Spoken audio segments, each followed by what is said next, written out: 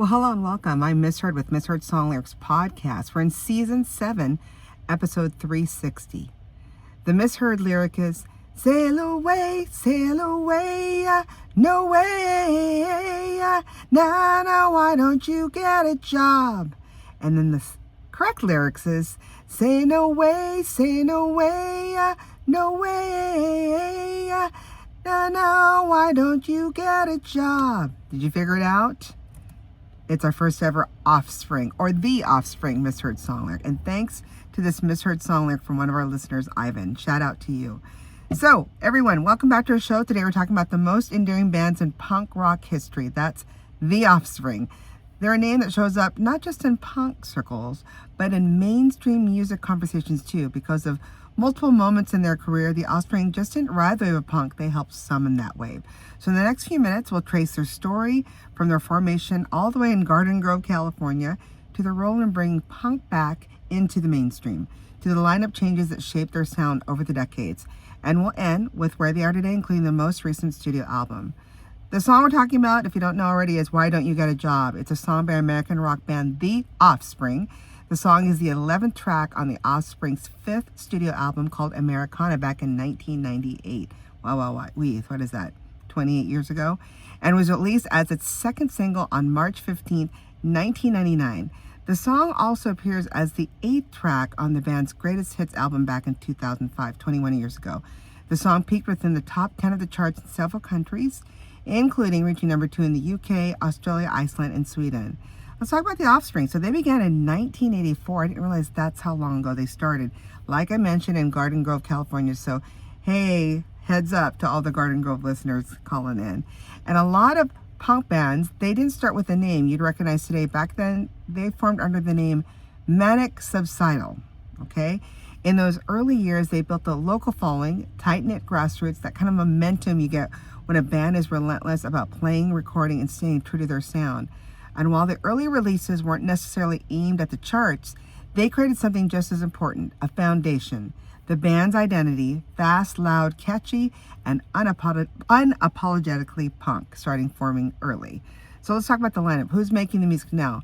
First, forward to today, and the Offspring's core is a lineup that blends stability with experience. The band currently consists of Brian Dexter Holland, lead vocalist and guitarist, Kevin Noodles Wasserman, lead guitarist, Todd Morris, bassist, Jonah Nimoy, multi-instrumentalist, and Brandon Pertzborn, drummer. This is a band that, despite lineup changes and decades of touring, still feels like a single unit. And that matters because the Offspring's appeal isn't just punk attitude, it's the consistent energy behind it. So I was talking about how they revived punk in the mid-1990s. Now, here's one of the biggest reasons the Offspring matter historically. During the mid-1990s, the Offspring are often credited alongside other major California punk bands like Green Day, NOFX, or Nox, I don't know how you say it, Bad Religion, Rancid, and Pennywise, with reviving mainstream interest in punk rock. And that's not a small claim. You know, people know that punk was never gone, but mainstream visibility ebbed and flowed. In the 1990s, suddenly punk wasn't something you heard in basements. It was something millions of people were discovering through radio, television, and MTV. The Offspring were central to that shift. Their songs didn't fit just the punk culture. They crossed over without completely losing their edge, and I would agree with that. Longevity, like I said, in 84, so 42 years, 11 studio albums, and millions of records later. Longevity is very hard in the music industry, as we all know. We've seen people come and go, especially for punk bands, where the scene can move quickly and taste can shift. But over 42 years career, the Offspring have released 11 studio albums and sold more than 45 records. That's amazing. That's the kind of number that puts them among the best-selling punk rock bands in America in history. And it's also a reminder that success isn't a one-hit nostalgia. It's sustained relevance. One of the most interesting parts of the Offspring story is the drummer timeline, because the band's sound has always depended heavily on rhythm and tempo. Their longest-serving drummer was Ron Welty, who replaced original drummer James Lilia back in 1987. Then in 2003, Adam Willard, his name's Adam, but he goes by Adam, A-T-O-M, replaced Welty. And then 4 years later, in 2007, Willard was replaced by Peter Parada. But the story doesn't end there. Now let's fast forward in 2001. Parada parted ways with the band after refusing to be vaccinated against COVID 2019. And then 2 years later, in 2023, he was replaced by Brandon Petsborn, who we have today. Now we can talk about all the personal and ethical dimensions of that decision, but whatever matters musically is that the band adjusted and kept moving. They point and flex, essentially. Punk is partly about resistance and identity, and the Offspring have continued to find their own path even when circumstances get complicated. All right, so we talked about drummer changes. Next, let's talk about another major lineup shift in the band. It's the bassist role. Greg K. Crystal, one of the Offspring's co-founders, was the band's bassist, but he was fired in 2018, and after that, the band replaced him with a Todd Morse, who had recently touring with the band as their guitarist since 2009. So the transition wasn't totally random. It was built on years of familiarity. Morse wasn't a stranger stepping into the spotlight. He'd been part of the band's live ecosystem. Then, Morse's role as a touring musician was filled by Jonah Nimoy, who later became an official member in 2023. This is a pattern we see again and again with the Offspring. The band keeps continuity through the people who've already been close to them. So very smart, instead of having to bring someone totally new to the game. Let's go back to the discography timeline. So after achieving a local follow with early releases, including their 1989 album, The Offspring, and the 1991 7-inch EP, Baghdad, the band signed with independent label Epitaph Records. This era is a turning point. With Epitaph, they released 1992's Ignition and 1994's Smash. Now, Smash is where everything changes for mainstream impact. It contained the band's first major hit, Come Out and Play, and Smash became one of the best-selling albums released on an independent label, selling over 11 million copies worldwide. And again, at that time, so you had to go to the store and buy it. More than that, the album helped propel punk rock into the mainstream. It made punk accessible without making it harmless. The major label, Columbia Records, in 1996. So, of course, success always attracts attention, right? The breakout of Smash drew major label interests, including Columbia Records. In 1996, the Offspring signed with Columbia. Their first major label album was Ixnay on the Hombre in 1997. It didn't match the huge success of Smash, but it got favorable reviews and earned gold and platinum RIAA certifications. Not an easy feat to hit. In other words, the band proved they weren't just a one-album phenomenon. They had staying power even when the spotlight got bigger. Then comes Americana, the album we're talking about now with the song we're talking about now.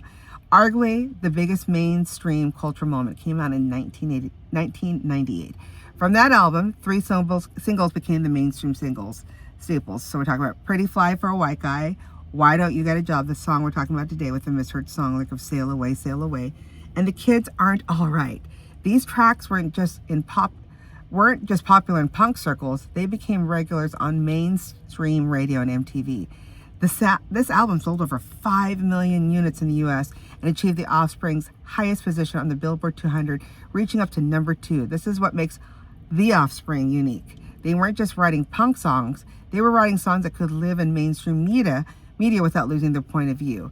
Then, after the late 1990s peak, next 2 albums, 2000's Conspiracy of One and 2003's Splinter.